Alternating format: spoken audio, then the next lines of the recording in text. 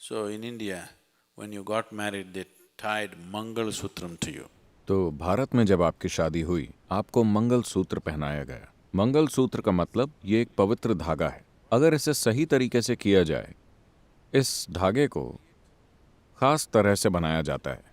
अगर आपको याद ना हो, दरअसल हर साल आपको इस मंगल सूत्र को बदलना होता है। क्या आप जानते हैं? अब ऐसा नहीं होता, क्योंकि अब ये एक सोने की मोटी चेन है। इसे कच्चे सूत के धागे से खास तरह से बनाया जाता था, या ये कच्चे रेशम का धागा होता था। So that इसके पीछे एक पूरा विज्ञान है, एक पूरा तरीका है अपनी ऊर्जाओं को लाभदायक तरीके से उपयोग करने का, जो एक तांत्रिक तरीका है जिसमें खास नाड़ी को, आप नाड़ी जानते हैं? हम इस बारे में बात कर चुके हैं कि 72,000 नाड़ियां होती हैं।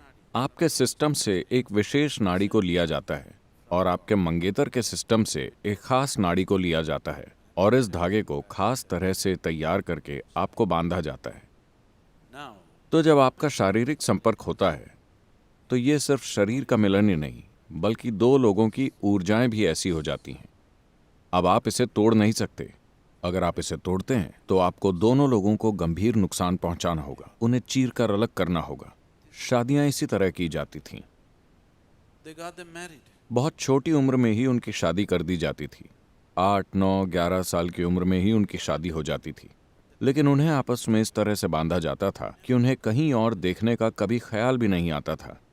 ऐसा विचार ही कभी नहीं आया।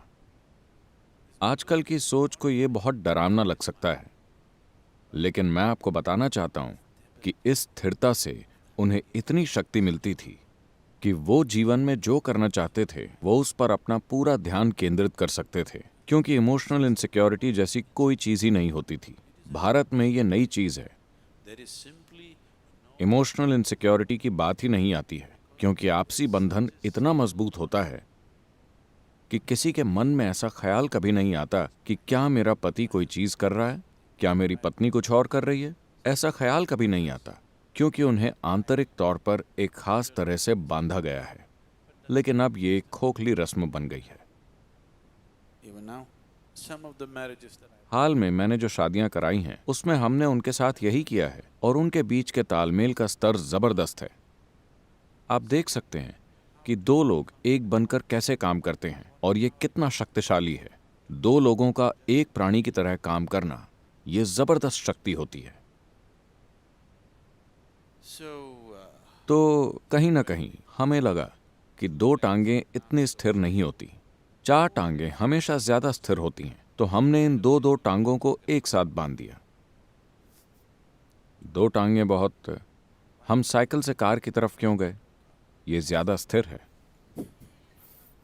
हालांकि ये ज्यादा जगह घेरती है, ज्यादा महंगी है, ज्यादा प्रदूषण करती है, फिर भी हम साइकिल की जगह कार चुनते हैं क्योंकि ये ज्यादा स्थिर है। आपको इसे हर समय बैलेंस नहीं करना पड़ता।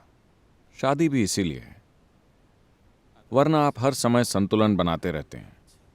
हर समय आप कुछ खोजते रहते हैं। हर समय आप अपने आसपास के लोगों के साथ भावनात्मक रिश्तों को लेकर असुरक्षित महसूस करते हैं। यह आपको उन चीजों पर ज्यादा ध्यान केंद्रित करने नहीं देता जो आप अपने जीवन में कर सकते हैं।